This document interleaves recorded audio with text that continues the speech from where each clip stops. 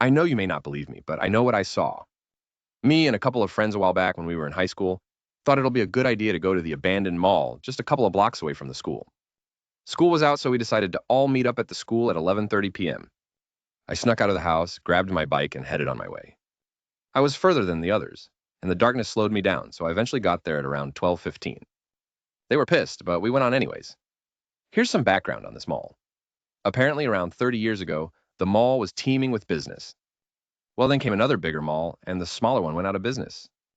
They closed it down, and it's been there ever since. Okay, back to the story. We went late because of two reasons. As teens, we were always daring each other and decided late at night would be scariest. The second was that the urban explorers would be at their own homes and asleep. We were totally alone. Me, Samuel, we called him Sammy, and Zach headed in.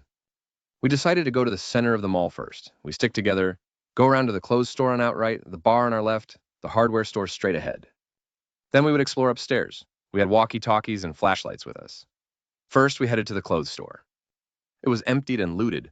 Only some beer cans and shattered glass was in the floor. Nothing special. Sammy decided to jump scare both of us on the way out. We yelled at him, saying how immature he was, but we laughed it off after. Then we went to the bar. Same thing, broken glass and more beer cans this time. We noticed something written on the wall. It looked like a poorly drawn map of the mall. Mostly accurate except a strange circle upstairs and a label that said worship station. We thought nothing of it and brushed it off as someone wanting to scare people like us. At this time, we have been exploring for near an hour. We huddled back in the center of the mall.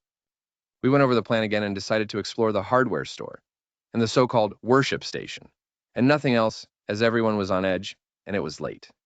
So we went along our way and headed inside the rather small hardware store. No wonder everyone ditched this place. We went inside and were treated with writing all over the wall. There were Christian song lyrics written up as well as prayers to this Lord. Okay.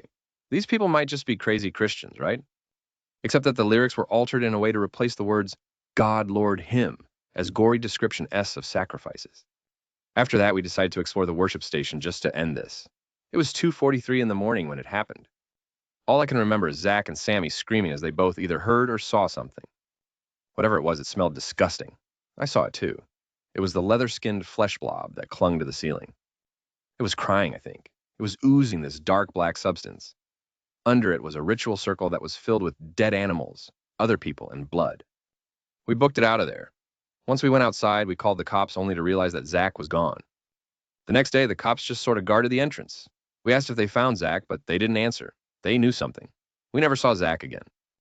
That wretched mall is still there. I hate that place.